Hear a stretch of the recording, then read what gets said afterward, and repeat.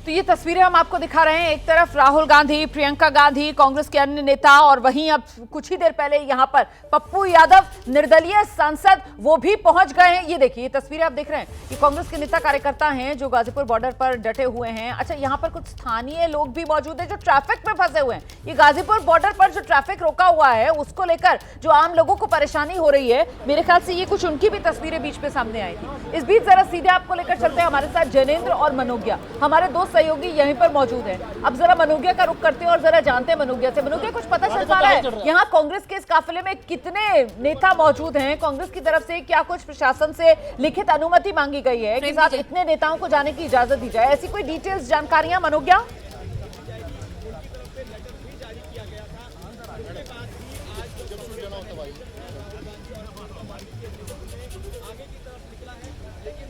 देखिए, पुलिस इस बात पर जरूर विचार कर रही थी कि कितने लोगों की संख्या को जाने दिया जाएगा, क्योंकि संभल में खुद कानून के आदेश दिए हुए हैं, कोर्ट के आदेश हैं कि कौन कितने लोग जाएंगे। वहां पर अभी स्थितियों पर सुप्रीम कोर्ट की मॉनिटरिंग भी चल रही है।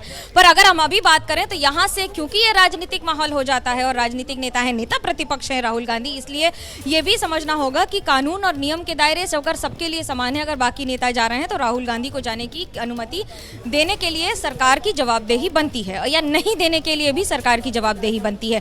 पर इस समय जो आप रास्ते जाम देख रहे हैं, ये यहाँ पर सुबह 6 बजे से कार्यकर्ताओं का हुजूम एकत्रित हुए हैं, और जो कार्यकर्ताओं की संख्या है या नेताओं की संख्या है, करीब 100 से ज्यादा तो नेता यहाँ पर एकत्रित हैं और हजारों की संख्या में कार्यकर्ता।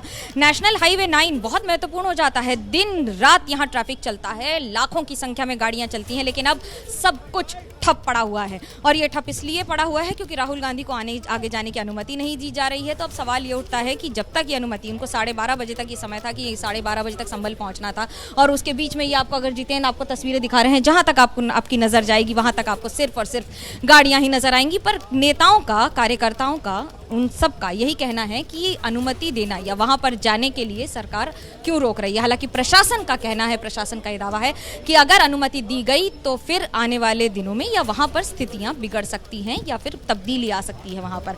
हालांकि एक और जहां राजनीति है तो वहीं दूसरी ओर कार्यकर्ता, उत्तर प्रदेश के लिए, देश के लिए संभल का मुद्दा बहुत बड़ा मुद्दा है।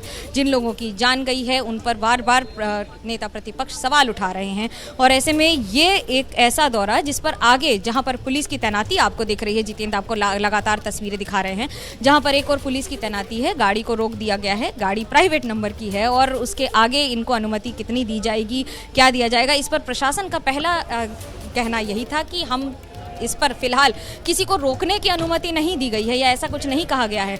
लेकिन अब वापस आपको अलर्ट सिचुएशन में दिख रहे हैं, आगे बातचीत भी लगातार चल रही है। प्रशासन का यही कहना है कि आगे जाने की अनुमति, क्योंकि इतने सारे लोग हैं, यहाँ पर नहीं जाने दिया जाएगा।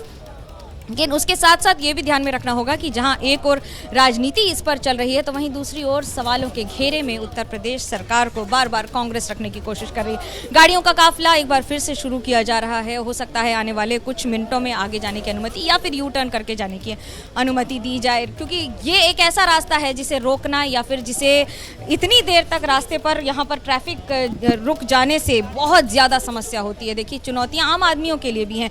पीछे आपको बस फंसी हुई दिख रही है उत्तर प्रदेश परिवहन की, तो वहीं दूसरी ओर एम्बुलेंस फंसी हुई है, और इन सब के बीच में पुलिस जो बार बार यहाँ से आगे कार्यकर्ताओं से बातचीत हो रही है, नेताओं से बातचीत हो रही है, और आगे जाने की अनुमति नहीं दी जा रही है। फिलहाल प्रशासन यहाँ पर जो आम आदमी है, देखिए, वो भी पिसता हुआ नजर आ रहा है ना। अब ये नेशनल हाईवे और यहाँ पर इतनी लेन्स हैं, ऐसे में अगर संभल जाने के लिए यहाँ पर नेताओं को रोकना है पुलिस को, तो कम से कम बैरिकेड एक हिस्से से तो हटाए ना, एक लेन तो खोले ताकि आम लोग यहां से निकल पाए। क्योंकि बीच बीच में जो तस्वीरें आ रही हैं, मुझे तो कुछ आम लोग नजर आ रहे हैं जो बहुत ही परेशान नजर आ रहे हैं, जिस बात का जिक्र आप भी कर रही हैं कि साहब एम्बुलेंस भी पीछे फंसी हुई है। और सोचिए जरा, एम्बुलेंस में अगर कोई मरीज है तो उसके लिए कैसे एक एक मिनट जो है वो जिंदगी और मौत के लिए महत्वपूर्ण हो जाता है। और इसीलिए अगर इस तरीके की दिक्कत आम आदमी को यहां पर आ रही है तो इसके लिए कौन जिम्मेदार, इसकी जवाबदेही किसकी होगी?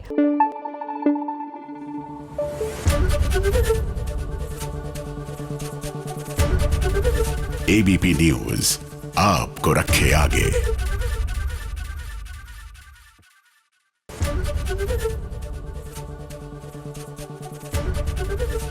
एबीपी गंगा, खबर आपकी, जुबान आपकी।